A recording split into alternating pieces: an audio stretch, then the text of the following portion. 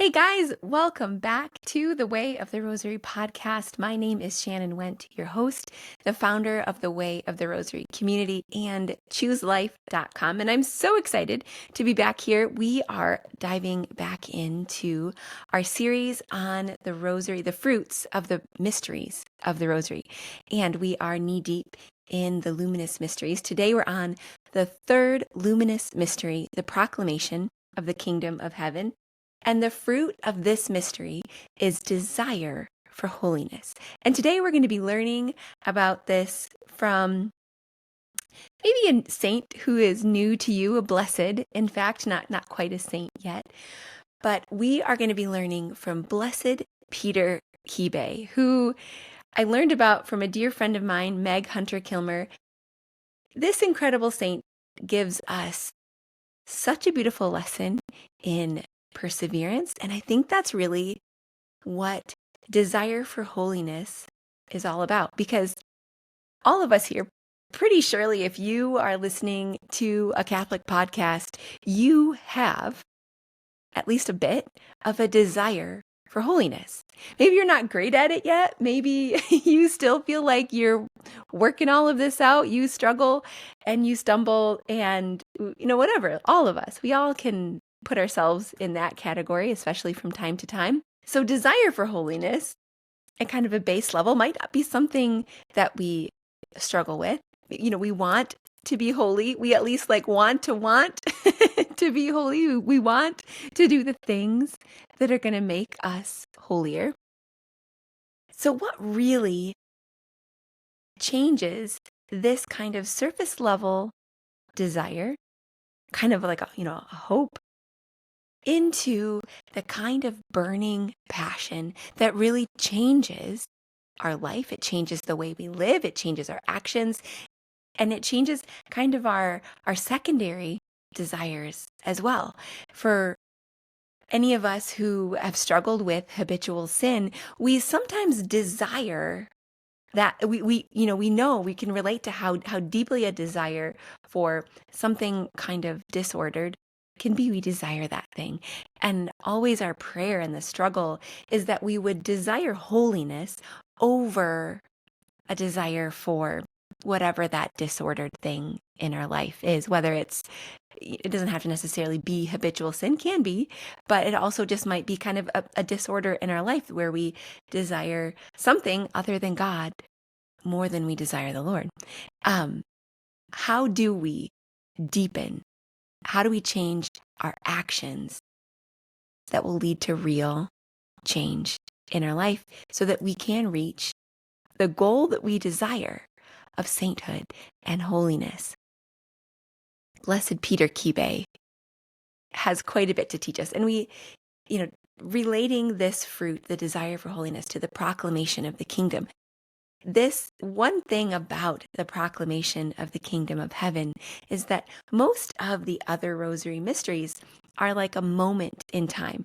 We think about them and there's something that happened over the span of a few minutes or day. I mean, we think about, even the, finding Jesus in the temple, maybe a story that happened over a couple of days, but the proclamation of the kingdom of heaven pretty much spans Jesus's entire public ministry. So 3 years. And there's certain verses, we're praying a scriptural rosary that we might pull out.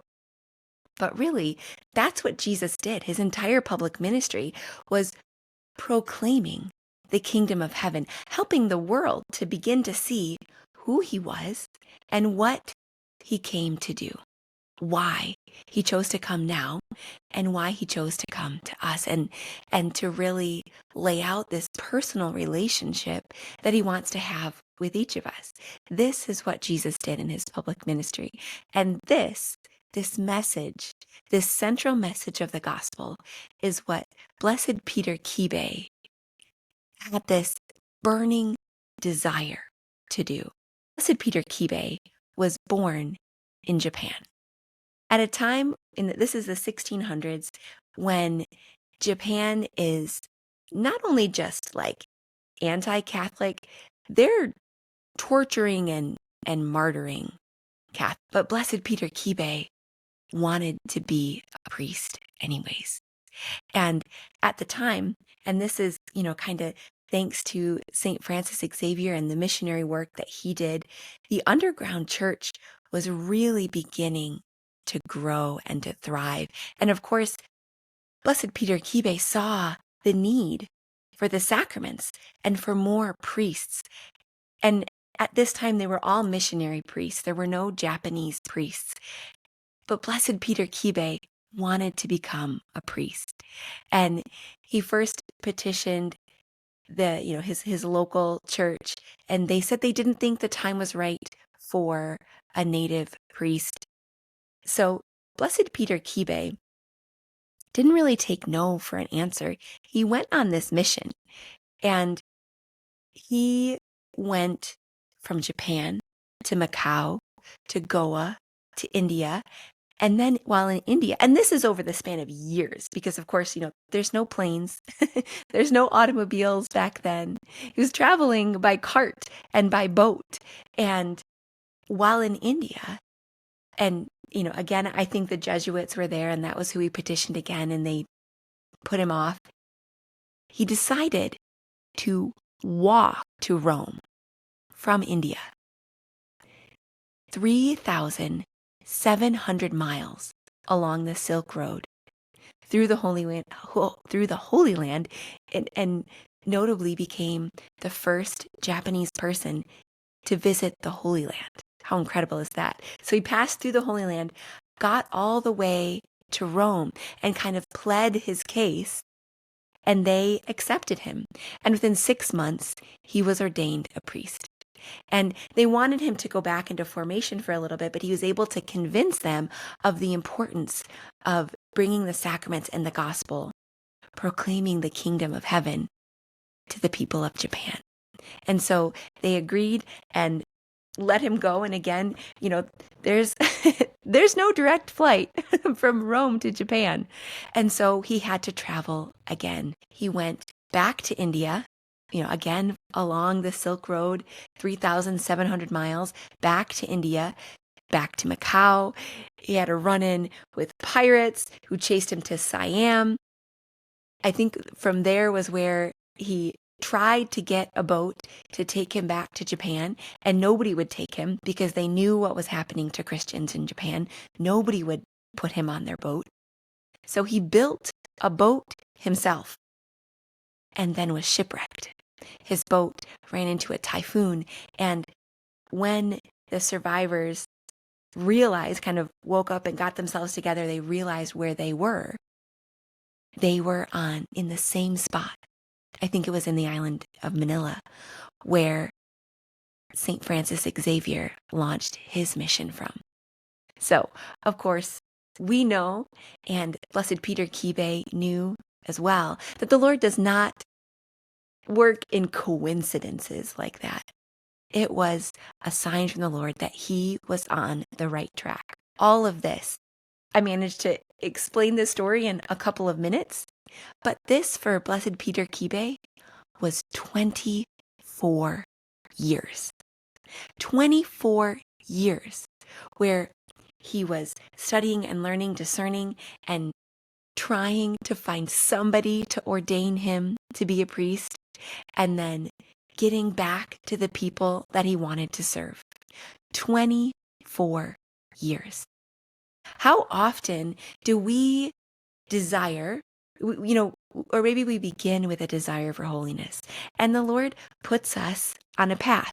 He begins to do some work in our lives, but things aren't coming together quite the way that we had hoped that they would, or as quickly as we think they should. And we give up. We feel frustrated. We kind of, maybe shake our fist at the Lord a little bit, like, what are you doing? Why does this feel like it's not working? I keep hitting roadblock after roadblock after roadblock. And we lose hope. This is where we need to look to our new friend, Blessed Peter Kibe, and believe and hope and persevere and desire like Blessed Peter Kibe did. He didn't take no for an answer. He knew what the Lord was calling him to do, and he pushed through every single wall and barrier and storm and pitfall that came his way. And his journey was one step at a time, one foot in front of the other, each time encountering perhaps some beautiful gifts of the Lord, some beautiful and incredible consolations and beautiful relationships. And, I'm sure he learned a ton, and he was ministering to people along the way, and himself being ministered to. So there was beautiful things along the way. It wasn't just, a death slog for 24 years. The Lord does, even in the waiting, give us beautiful consolations. But we miss those consolations when we allow ourselves to get bogged down, frustrated, and just kind of clouded in our impatience and in our maybe in our weak desire. And it's this desire that begins very simply. And I'm sure that Blessed Peter Kibe, if you could measure his amount of desire to serve the people in Japan by bringing them the sacraments, his desire grew the longer his wait was. The more obstacles he had to persevere through, the deeper his desire became. And for us, the same can be true. When we continue to look at it one step at a time, when we continue to take each step in hope. And hope is kind of the foundation of desire for holiness. We have hope in the Lord's promises that he's going to make good and fulfill this desire that we have to become the saints that we know that the Lord created us to be. And then it's in courage that this desire is actually deepened. Courage, and I would also say perseverance, but it takes courage to persevere. And so courage kind of comes first, and we have to be prepared. Courage is a muscle that we can't just expect to be there all of a sudden when we need it. It's something that we have to grow and work on and work out. And so we have to be courageous in the small acts of disappointment, perhaps. We have to be courageous in our commitment and our our, not persona, but in our mission, in our witness. We have to be courageous in the way that we live so that we are able to step into those opportunities, step through the door that the Lord is opening. It's kind of in that living of our faith, in taking one step after the other, that our courage grows and allows kind of that next step. Do we have the courage today for the 24th year of waiting? No. But do we have the courage today for the next week, to live the next year? Yeah. The Lord kind of gives us what we need as we need it. And this story of Blessed Peter Kibe is one of incredible hope, incredible perseverance, fueled by this ever-deepening desire. And Blessed Peter Kibe finally got to Japan as a priest, began ministering to the underground church in Japan.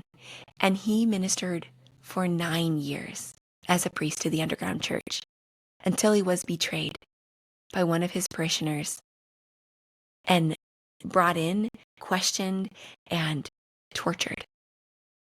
And their goal was to get these underground priests to apostatize and to join the government church.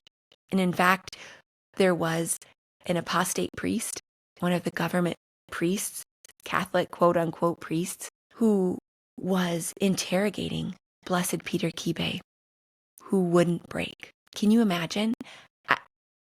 We hear stories of these martyrs and we hear the things that they go through. And you might even, be tempted to think, just say what they want to hear. And then you can go back to doing the work. But Blessed Peter knew that his whole life must speak truth, that in order to become the saint that he was created to be, he couldn't falter even for a moment. And he ultimately was tortured by one of the greatest or worst, I should say, most infamous torturers in all of Japan. And that man gave him the nickname, the man who would not say, I give in. That became his identity, the man who would not say, I give in. And this is what it is to deeply desire holiness, to take on as our identity the person, the woman, the man who would not say, I give in, who would not give up no matter the circumstances, who continues day after day to put one foot in front of the other towards becoming the saint that the Lord created each one of us to be. And there's your practical lesson. You guys know I didn't preface it this time with, the practical steps, but that's what it is. It's this day after day, moment after moment, deep desire to never give in and to continue to persevere, whatever it takes, however bleak the circumstances, however dark the night, to continue one step after the other to pursue the Lord, to allow him to make good on his promises in our lives. All right, guys. Thank you so much for joining us once again. Our next episode, of course, is going to be on the fourth luminous mystery, the Transfiguration. We're going to talk about spiritual courage.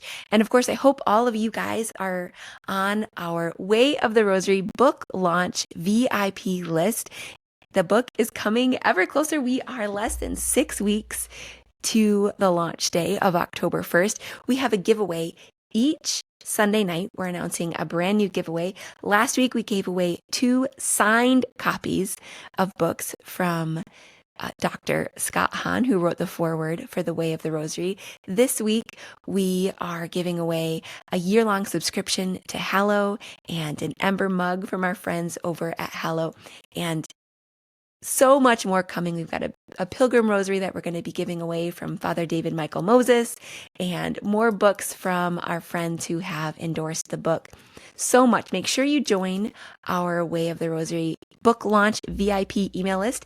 If you go to chooselife.com, in the top menu, you'll see the Way of the Rosary. When you click on that, you can see book launch. So click on that and you can enter your email address to get on the VIP list. And being on the VIP list gets you entered in to win all of these incredible giveaways. All right. See you next time, guys. God bless.